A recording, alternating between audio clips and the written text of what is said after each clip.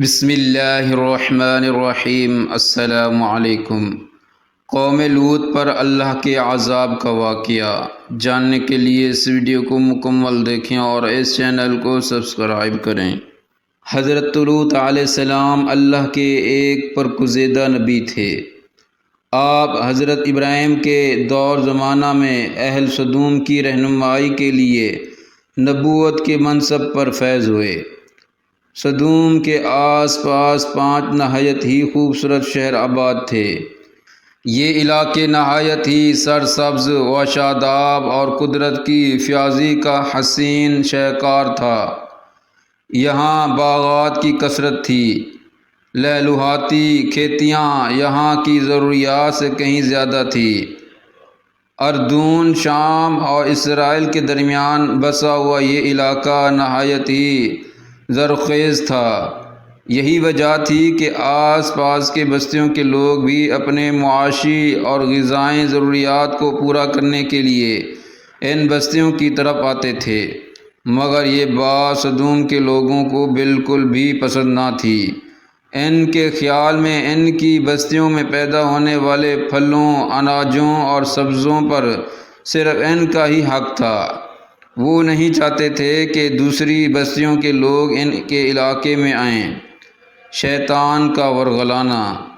ایک دن سدوم کے لوگ اس بات پر غور و فکر کر رہے تھے کہ باہر سے آنے والے لوگوں کو یہاں آنے سے آخر کیسے روکا جائے، کہ ابلیس ایک بزرگ کی شکل میں ان کے محفل میں آیا اور کہا، اگر تم ان سے پیچھا چھڑانا چاہتے ہو تو میرے کہنے پر عمل کرو۔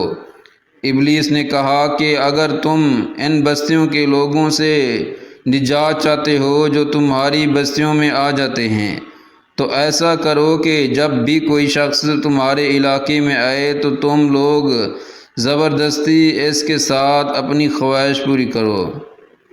اس طرح یہ لوگ اس بستی میں آنا چھوڑ دیں گے۔ پھر اہل سدوم نے اس فعل بد کو اپنا پیشہ بنا لیا۔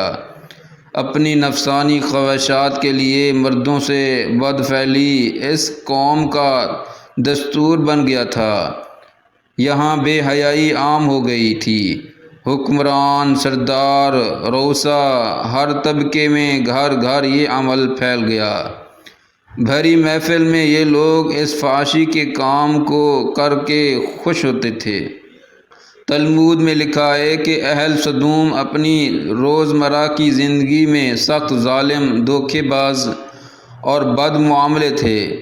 کوئی مسافر ان کے علاقے سے باخیریت نہ گزر سکتا تھا۔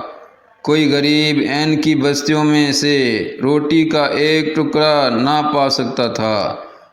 بارہا ایسا ہوتا تھا کہ باہر کا آدمی ان کے علاقے میں پہنچ کر فاقوں سے مر جاتا اور یہ اس کے کپڑے اتار کر اس کی لاش کو برہنہ دفن کر دیتے۔ توحید کی دعوت۔ حضرت لوط علیہ السلام نے انہیں توحید کی دعوت دی اور بدکاری کے اس گھنونے عمل سے توبہ کرنے کا حکم دیا۔ حضرت لوط علیہ السلام نے کہا، تم بے حیائی کیوں کرتے ہو؟ کیا تم عورتوں کو چھوڑ کر لذت حاصل کرنے کے لیے مرد کی طرف میل ہوتے ہو؟ حقیقت یہ ہے کہ تم احمق لوگ ہو۔ حضرت لوط علیہ السلام سدوم کو دن رات وعظ و نصیحت کیا کرتے، لیکن قوم لوط پر اس کا کوئی اثر نہ ہوتا، بلکہ وہ بہت فخریہ انداز میں یہ کام کرتے تھے۔ انہیں حضرت لوط علیہ السلام کا سمجھانا بھی برا لگتا تھا، لہٰذا انہوں نے صاف صاف کہہ دیا کہ اگر تم ہمیں اس طرح برا کہتے رہے اور ہمارے کاموں میں مداخلت کرتے رہے تو ہم تمہیں اپنے شہر سے نکال دیں گے۔ حضرت لوط علیہ السلام نے نصیحت و تبلیغ کا سلسلہ جاری رکھا۔ عذاب الہی کا مطالبہ۔ لہٰذا ایک دن اہل سدوم نے خود ہی عذاب الہی کا مطالبہ کر دیا۔ اللہ تعالیٰ نے اب تک ان کے اس بدترین فحاشی اور بدکاری کو ڈھیل دی رکھی تھی، لیکن جب انہوں نے حضرت لوط علیہ السلام سے ایک دن کہا کہ اگر تم سچے ہو تو ہم پر عذاب لے آؤ، لہٰذا ان پر عذاب الہی کا فیصلہ ہو گیا۔ اللہ نے اپنے خاص فرشتوں کو دنیا کی طرف روانہ کر دیا۔ پھر یہ فرشتے حضرت لوط علیہ السلام کے گھر تشریف لے آئے۔ حضرت لوط علیہ السلام نے جب ان خوبصورت نوعمر لڑکوں کو دیکھا تو سخت گھبراہٹ اور پریشانی میں مبتلا ہو گئے۔ انہیں یہ خطرہ محسوس ہوا کہ اگر ان کی قوم کے لوگوں نے انہیں دیکھ لیا تو نہ جانے وہ ان کے ساتھ کیا سلوک کریں گے۔ حضرت لوط علیہ السلام کی بیوی کا نام وائلہ تھا۔ اس نے آپ پر ایمان نہ لایا تھا اور وہ دراصل منافقہ تھی جو کافروں کے ساتھ تھی۔ لہٰذا اس نے جا کر اہل سدوم کو یہ خبر دے دی کہ لوط کے گھر نوجوان لڑکے مہمان ٹھہرے ہوئے ہیں۔ یہ سن کر بستی والے دوڑتے ہوئے حضرت لوط علیہ السلام کے گھر پہنچے۔ حضرت لوط علیہ السلام نے کہا، اے قوم، یہ جو میری قوم کی لڑکیاں ہیں یہ تمہارے لیے جائز اور پاک ہیں۔ اللہ سے ڈرو اور مجھے میرے مہمانوں کے سامنے رسوا نہ کرو۔ کیا تم میں سے کوئی بھی شائستہ آدمی نہیں؟ حضرت لوط علیہ السلام کی بات سن کر وہ لوگ بولے، تم بخوبی واقف ہو کہ ہمیں تمہاری بیٹیوں سے کوئی حاجت نہیں، اور جو ہماری اصل چاہت ہے اس سے تم بھی واقف ہو۔ حضرت لوط علیہ السلام نے گھر کے دروازے بند کر دیے اور ان نوجوانوں کو ایک کمرے میں چھپا دیا۔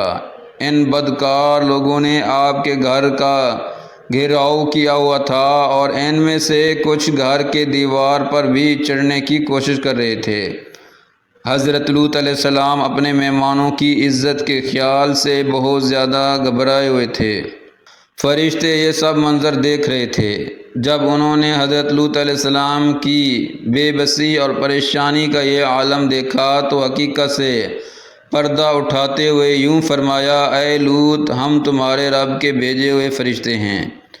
یہ لوگ ہرگز تم تک نہیں پہنچ سکیں گے۔ ابھی کچھ رات باقی ہے تو اپنے گھر والوں کو لے کر چل دو اور تم میں سے کوئی شخص پیچھے مڑ کر نہ دیکھے۔ عذاب الہی۔ اہل سدوم حضرت لوط کے گھر کا دروازہ توڑنے پر آ گئے، لہٰذا حضرت جبرائیل علیہ السلام نے گھر سے باہر نکل کر اپنے پر کا ایک کونا انہیں مارا، جس سے ان سب کی آنکھوں کے ڈھیلے باہر نکل آئے اور بصارت زائل ہو گئی۔ یہ خاص عذاب ان لوگوں کو پہنچا جو حضرت لوط کے پاس بدنیتی سے آئے تھے۔ حضرت لوط علیہ السلام حقیقت حال جان کر مطمئن ہو گئے اور اپنے گھر والوں کے ساتھ رات ہی کو نکل کھڑے ہوئے۔ اس وقت ان کی بیوی بھی ان کے ساتھ تھی، لیکن کچھ دور جا کر وہ واپس اپنی قوم کی طرف پلٹ گئے اور قوم کے ساتھ جہنم رسید ہو گئے۔